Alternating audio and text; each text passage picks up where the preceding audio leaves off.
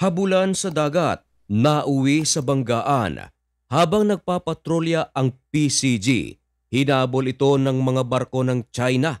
Kasama rito ang warship ng China at Chinese Coast Guard. Pero habang nangyayari ang matinding habulan, warship ng China, Chinese Coast Guard, nagbanggaan. Wasak ang isa sa mga barko nito. Nag-alok ng tulong ang PCG pero hindi sumagot ang China. Nagtangka pa itong muling humabol sa PCG. Binomba pa ng water cannon ang barko ng Pilipinas. Nagbabala ang mga senador ng Pilipinas tungkol sa pangyayaring ito.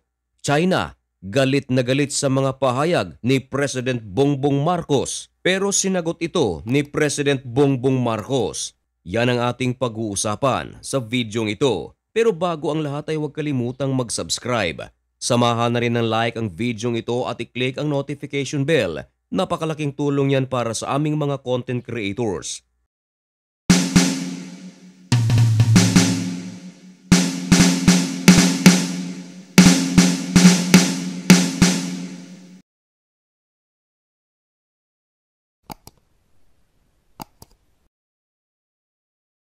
Maligayang pagbabalik mga kaibigan. Kumusta kayong lahat?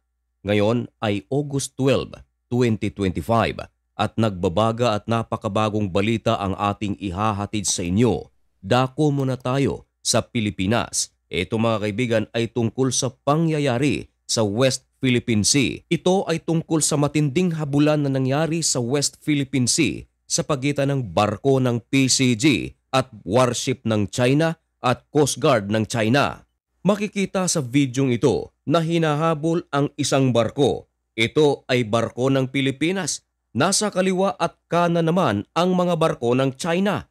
Matinding habulan na pala ang nangyayari at ang masaklap mga kaibigan, ito ay nangyayari sa loob ng teritoryo ng ating bansa, lugar na kung saan inaangkin din ng China. Makikita rin sa video na tumitira ng water cannon ang barko ng China.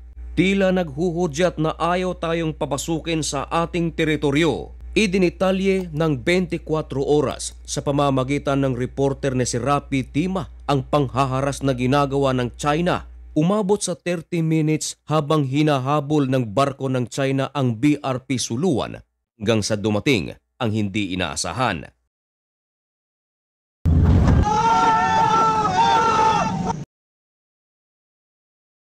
Maririnig ang matinding sigawan sapagkat nagbanggaan pala ang Chinese Coast Guard at warship ng China. Wasak ang nguso ng CCG-3104 at tumagilid na ito dahil sa lakas ng impact. Naglabas pa ng video ang 24 oras na ang PCG ay nag-alok pa ng tulong kung sakaling merong mga nasaktan sa pagbanggaan ng mga barko ng China. This is BRP Suluan 4406. This is the Philippine Coast Guard vessel. Should you need any assistance, we have medical personnel on board.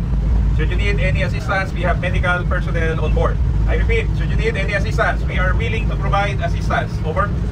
Sa pagradyo ng PCG sa dalawang barko ng China na nagbanggaan upang mag-alok ng medical assistance, wala ni isa sa mga barkong ito ang sumagot sa mga pagradyo ng Pilipinas. Ayon sa Philippine Coast Guard, isa sa kanilang mga pakay kung bakit sila nagsasagawa ng patrolya sa West Philippine Sea. Ito ay upang mag-abot ng tulong sa ating mga mangingisda na nasa Baho di Masinloc. Pero sa hindi inaasahang pagkakataon, hinaharang ito ng mga barko ng China. Dahil sa matinding banggaan, marami sa mga crew ng mga barko ng China ang nagpalutang-lutang na sa karagatan. Kaya naman, hindi nagdalawang isip ang PCG na mag-alok ng tulong sa mga crew ng naturang mga barko. Kaya lang, tinanggihan ito ng China at nagtangka pa na muling habulin ang PCG. Sa paliwanag ni Rafi Tima, nang malapit na silang makarating sa Baho di Masinloc, mas naging aggressive pa ang mga barko ng China. Dagdag pa ni Rafi Tima na dahil sa kanilang aggressiveness, maraming beses na muntik na silang magkabanggaan. Pero sa huli, nagbanggaan talaga sila. Ang matindi, ayon sa paliwanag ni Rafi Tima, talagang barko ng Pilipinas ang nais na banggain ng barko ng China. Kaya lang, nalampasan ito ng BRP Suluan. Ibig sabihin, kung hindi pinabilis ang pagpapatakbo ng BRP Suluan, sa pulsa na ang barko ng PCG. Kaya lang nangyari ang banggaan dahil sa miscalculation ng mga barko ng China. Dahil sa pangyayaring ito, mga kaibigan, ang mga senador ng Pilipinas ay nagbigay ng mga pahayag. Katulad lang ng pahayag ng Senate Majority Leader na si Joel Villanueva. Nagbigay ito ng direktang mensahe sa Chinese Coast Guard at fishing militia.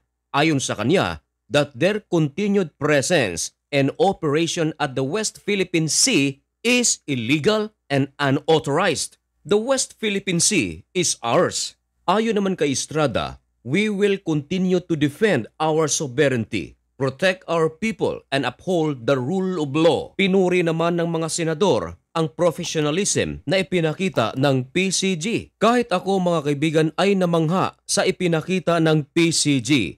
Can you imagine? Sila ang target ng dalawang barko ng China.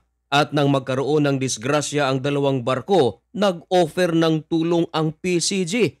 Bihira ito, mga kaibigan.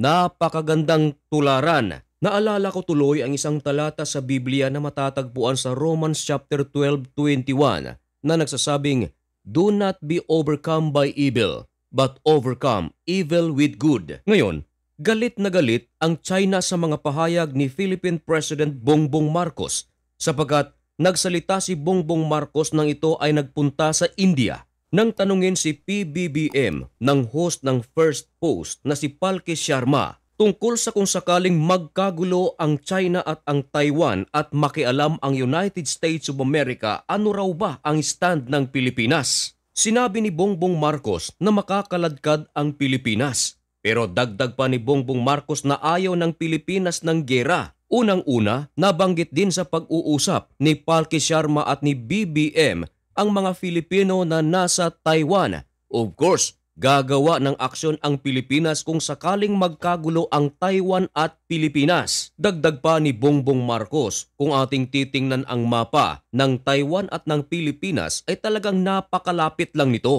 Kaya kung magkakagulo ang Taiwan at China, hindi raw imposible na madadamay ang Pilipinas dahil sa lapit nito. Dito, mga kaibigan, ay galit na galit ang China. Ayon sa China, don't play with fire. Ayon naman kay Bongbong Marcos, we are not playing fire. We are just doing our responsibility to protect our nation and people. At nangako si Bongbong Marcos na hindi tayo uurong kahit 1 inch lang upang protektahan ang ating sovereignty. Nako, matinding gulo na naman ito sa pagitan ng China at ng Pilipinas. Dati nang nagkakagulo ang ating bansa at China, pero sa pagkakataong ito, uminit ng uminit. Ipagdasal natin na sana humupa ang tensyon na ito. Dahil kung sakaling magkagera at kasali ang Pilipinas, walang ibang talo kundi mga sibilyan. Mga kaibigan, ano ang inyong masasabi tungkol sa balitang ito? Ipaalam ang inyong mga komento dyan sa comment section.